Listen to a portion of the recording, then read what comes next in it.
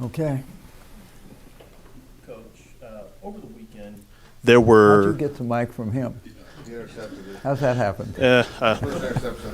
I try. Coach, over the weekend at various colleges, there were protests with the national anthem involving students and some players. Just wanted your thoughts on that, if you had a chance to see that or anything. I haven't. I mean, I've heard all the, or I say all of it, I've heard some of it for sure. We have a process we go through if we get, caught with national anthem, but fortunately, most schools are wise enough not to play the national anthem while players are on the field, and I concur with that. Always have.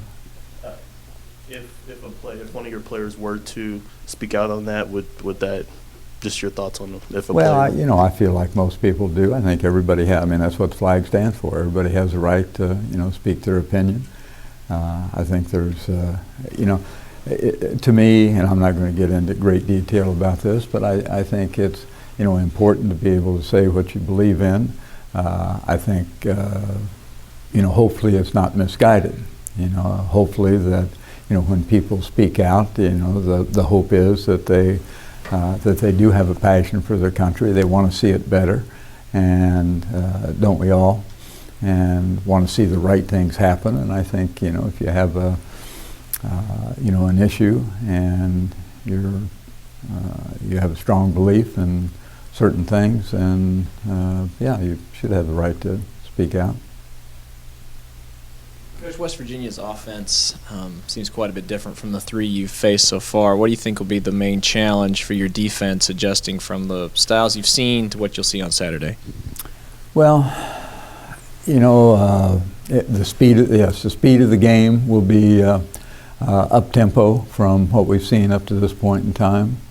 I think the speed of the personnel that they put on the field will be enhanced from what we have seen in the previous three games. I think they're a team that likes to cast the ball downfield, and they'll certainly do that, but they have a good blend of run and pass, which makes it a little bit more difficult from a defensive standpoint to have to defend both. And they have good people doing it. I think their quarterback, with the experience that he has now, last year he was somewhat inexperienced, and he's an improved quarterback and has the ability to operate their offense, make good decisions, throws the ball better than I think that he was last year, and he's always a threat to run the ball. And they've got a batch, probably 5+ wide receivers that all have good hands, skill, and can run quite well, as has been evidenced. And obviously that's leaving out and shouldn't and can't overlook their running backs. And I think their 1 and 2 running back are both pretty good players.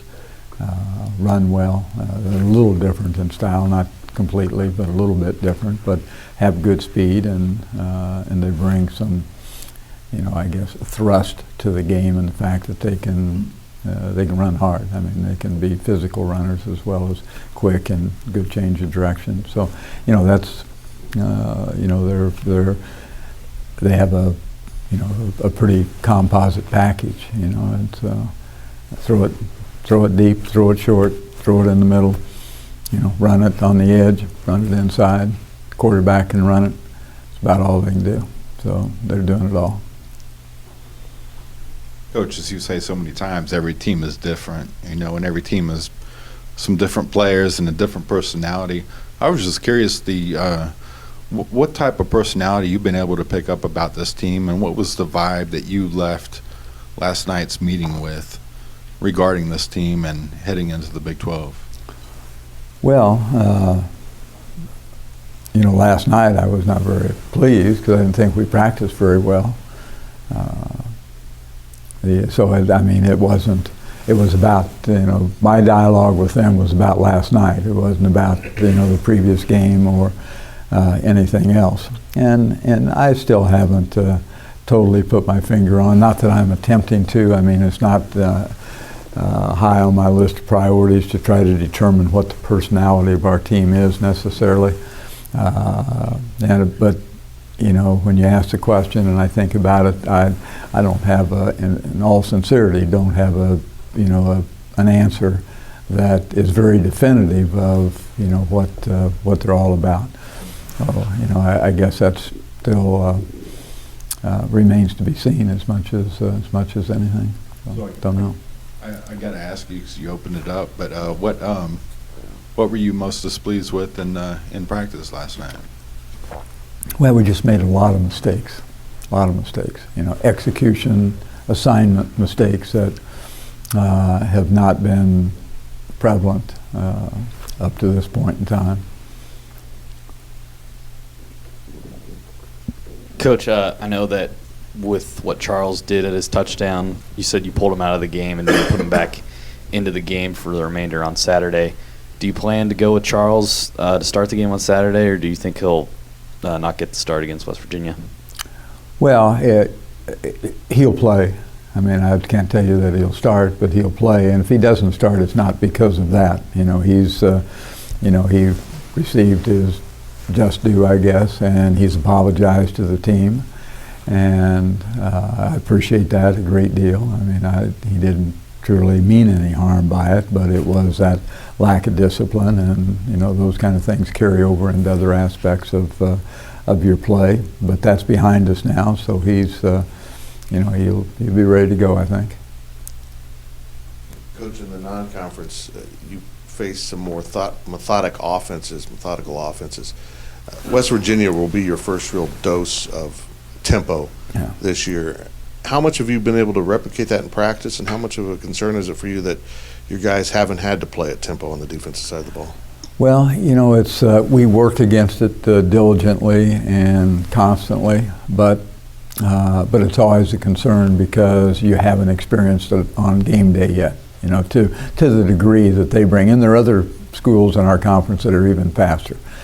So we know that's on the landscape right now, and expect to see it virtually, for the most part, virtually every week. It's always a concern, but we've experienced it, over an extended period of time, over years. Normally, we've been pretty decent about, getting lined up and getting our calls in and all that goes along with it, but we do work at it. Yeah. So far this season, your defense has been able to be a little bit more aggressive, maybe, even if it's just pre-snap posturing.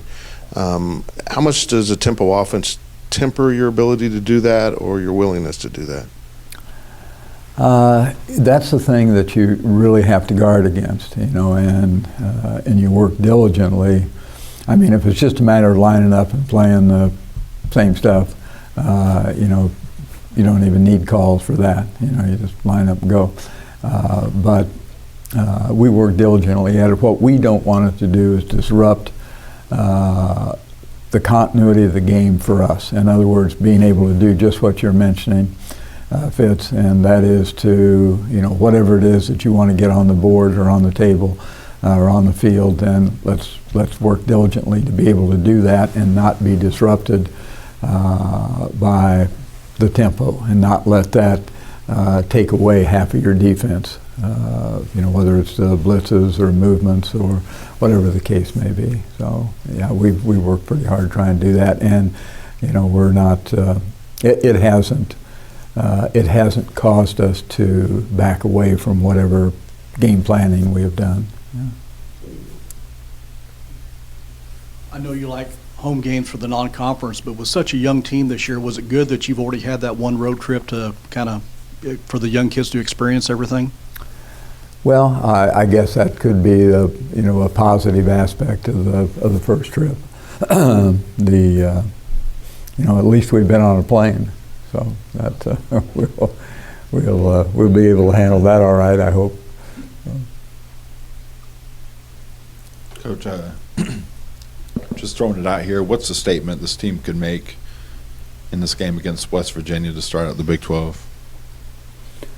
I don't know about a statement. I think it's just about playing the game and playing as well as you possibly can and trying to get better and you're trying to win a ball game, and if you do, then it says you won. That's about it. But on Monday we're going to talk about whether we got better or not, and where we didn't, why not, and what were the mistakes we made, and how do we get them improved.